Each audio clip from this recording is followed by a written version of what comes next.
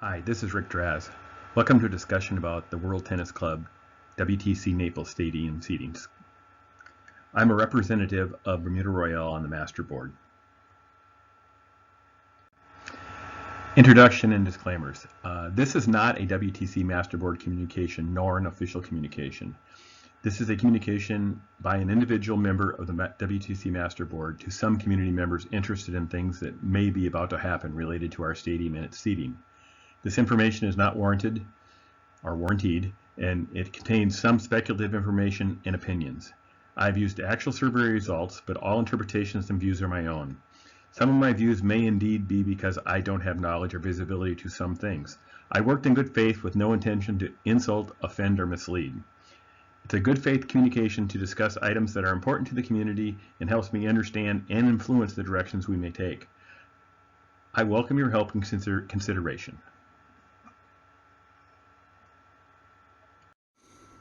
Hello everyone, my name is Rick Draz, and I'm the WTC Master Board Representative for Bermuda Royale.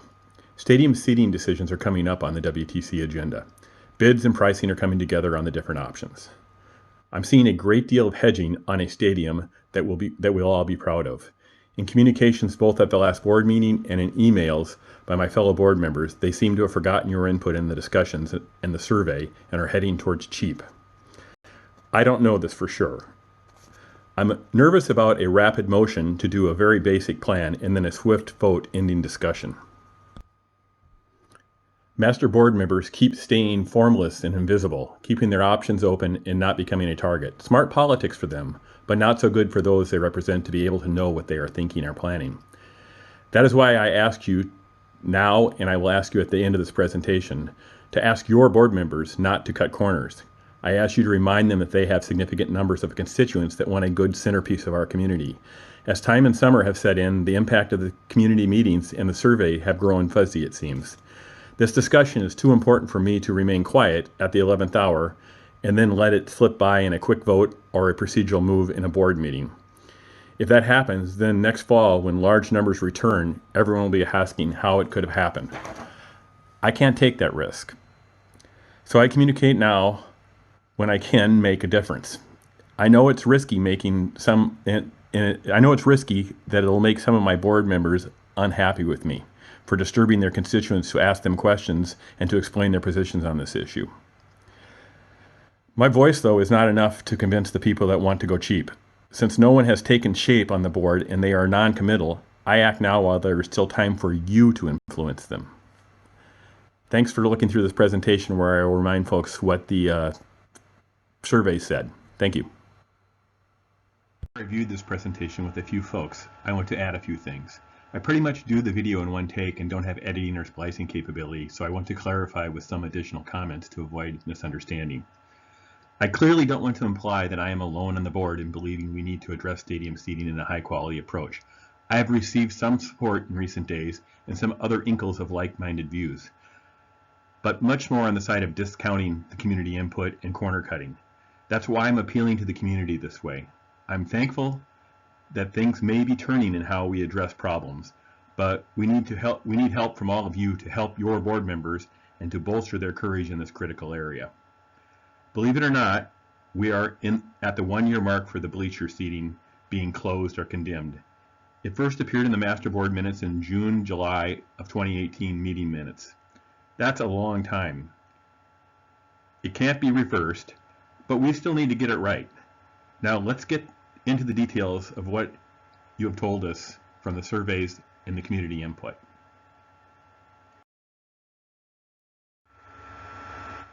The key takeaway from this chart is to see that 74% of the people in the community see Stadium Court as a centerpiece of World Tennis Club.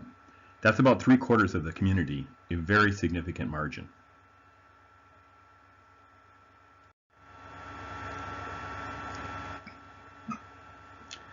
And whether it will affect significantly property values or demand on rental, 57% believe that Stadium Court will significantly affect property values and or rental demand. And one other perspective here is the realtor perspective on the June 18th document that came out to the community. List bleachers is a top priority. Exhibitions are pluses to our value. A social calendar is a plus. and condemned bleachers are a real negative.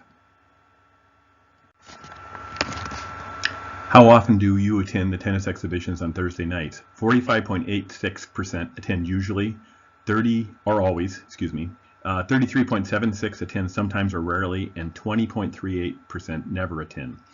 An observation is that many of our more senior community members use this as an important social opportunity and attend very regularly. Realtor perspective on the June 18, 2019, again, it lists bleachers as a top priority. Exhibitions are a plus to our value. Social calendar is a plus.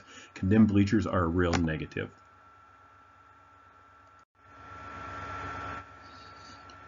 This is a fairly clear one. 73% think we have more seating than we want on stadium court.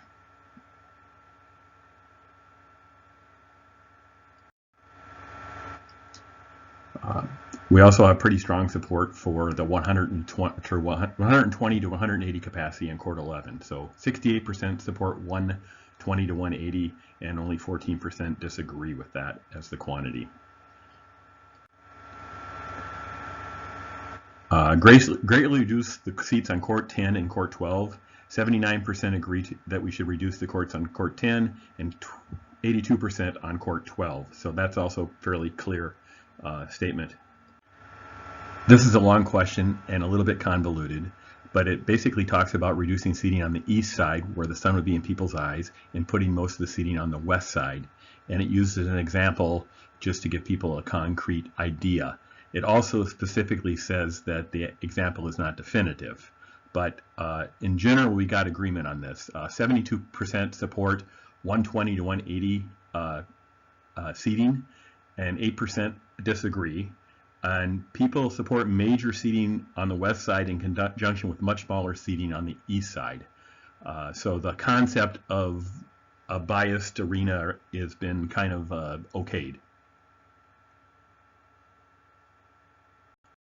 Question 14 is fairly interesting. It says replace seating on Court 11 with similar levels of capacity that currently exist. 67% say reduce seating compared to the present. 19%, this is interesting and worth noting, say similar levels of seating to the past. So there's a significant minority that wants things replaced with equivalent. And this also came up in the write-ins. People talked about it there also.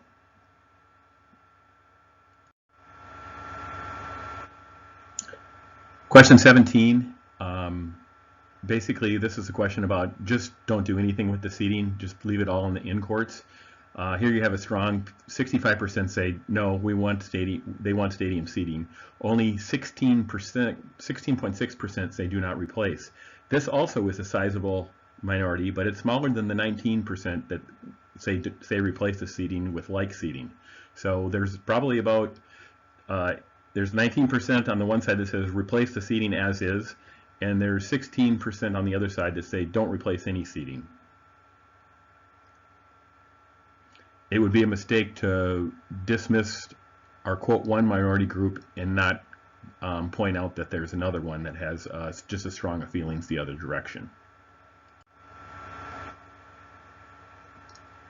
Which style of seating do you prefer or have a preference for? This is a kind of a split decision here.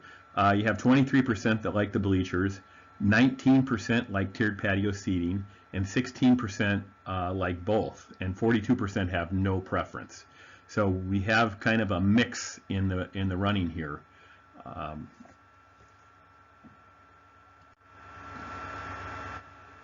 If cost was significantly less, 25%, I prefer one option over a second option. 64% say a 25% cost difference would favor the decision. 16% are neutral on this, and 20% say don't let cost make the decision. So that's that minority again, but the interesting thing here, if you really look at this question, it's surprising to learn that 36% of the community is ambivalent to cost driving this decision, even at 25% difference. Definitely there's a majority, 64%, but you have a strong minority at 36% that are very ambivalent about letting cost drive the decision, which indicates they want things done in a quality fashion and in a nice fashion, probably. Are chairbacks required? 68% want some level of chairbacks. Only 32% don't want chairbacks. So we have a lot of preference towards chairbacks. I just wanted to point that out. So where do I stand? Where does Rick Draz stand? When I ran and joined the board this spring, I outlined my first principles as a board member, and they were: our main job is good leadership on the board. We can do much better a job of providing timely information and communications to and from our owners than we do today. We can more rapidly address problems. We can be more open and transparent. We can better plan, execute, and project manage. We can develop a better vision for our community. We can execute improvements to WTC board communications, accountability, and planning. We can anticipate rather than just react. We can create, improve, maintain enduring value for our stakeholders. For example, the community as a whole, owners, staff, renters, and visitors. The other thing I want to talk about is one of the fundamental ways of thinking I have adopted. I have made my one big decision that makes the hundreds of other decisions much easier for me. I have made the decision in general, we need to keep all of our amenities and facilities or additions up to or slightly better than original quality, including aesthetics. I like the new term, resort-like feel. We need to maintain our community. All this needs to be done first, promptly, and second, with good diligence to getting good and fair pricing and quality, as well as maintaining and implementing solid financial practices and bidding practices. So these are my core principles and represent the lens I look through to make decisions and decide where I'm going to go in our community. Where does Rick Draz stand on stadium seating? Listening to the community through discussions and the very good survey responses, and considering the advice from the real estate community gathered by our community members, I'm in favor of that we don't go cheap or minimal, do it right. Buyers in many of our community want a resort-like feel and amenities. Forward-looking speculative statements that group indicate that there's up to a 10 to 30% market value opportunity. Now, it's speculative, I admit, but there was good reason to believe as we start updating and fixing all these problems, our values can go up. Doing it right should be well worth it for the return on investment. Visualize for yourself what it would look like if our old falling down facilities look new and awesome. We have a tremendous location that we can leverage on top of that too. Stadium Court is the centerpiece of World Tennis Club. 74% said so. Tennis exhibitions are a popular event. 79.6% participate, and good for social engagement and community morale, and also keeping the community cohesive. It's okay to reduce the seats and more of a sit on the side of the sun at our backs. So we got that message out of there too. That's 68 to 72% depending on which question you look at. It's okay to greatly reduce seats on court 10 and 12. That's about 80% depending on which question you look at. We like bleachers and tiered patio seating, but many, 42%, are indifferent. We want some backs on our chairs though, that's for sure, 68%.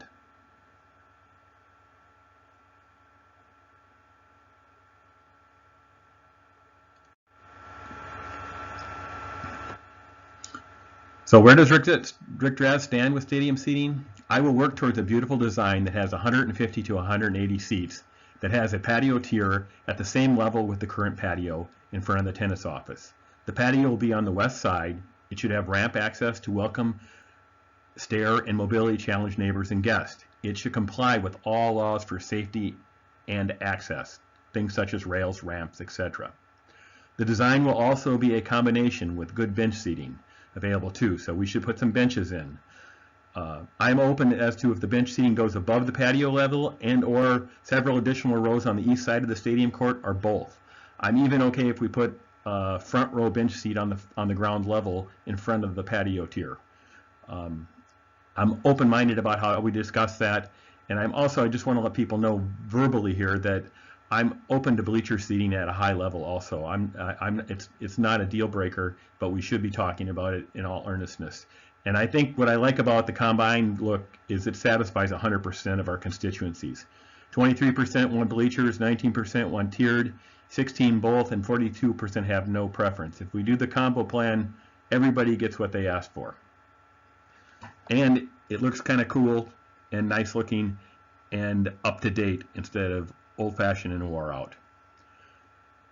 I'm okay if the capacity goes a little higher if we decide an extra row or two is more attractive. So I'm not hung up on if we put a few extra in, and I go in line with the people that say, hey, let's replace everything. I'm not in alignment with it, but I'm open to being a little flexible if we have an extra row or two. I don't want to overshoot by a mile, but a little bit overshoot for aesthetic balance and things like that are fine.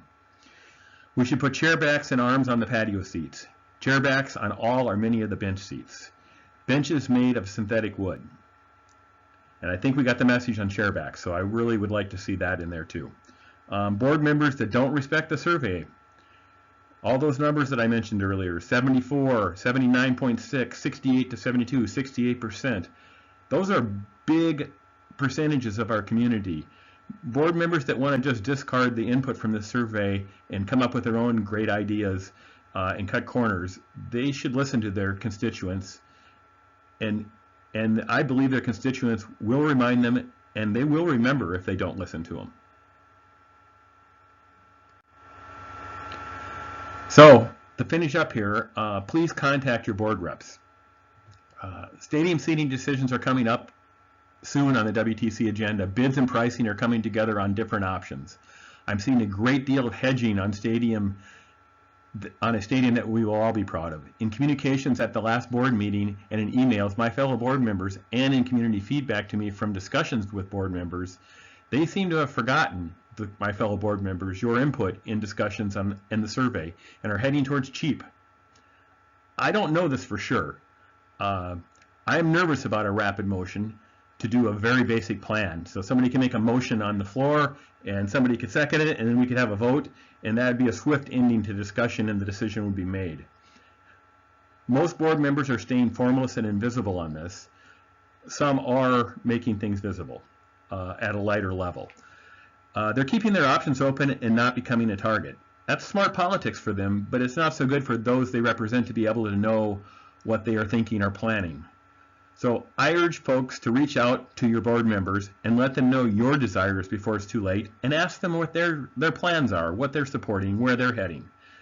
Pin them down, make them take shape and form. I'm also very open to community members reaching out to me. Thank you for your time and consideration. If you have any questions for me, feel free to always contact me. Thank you again for your time.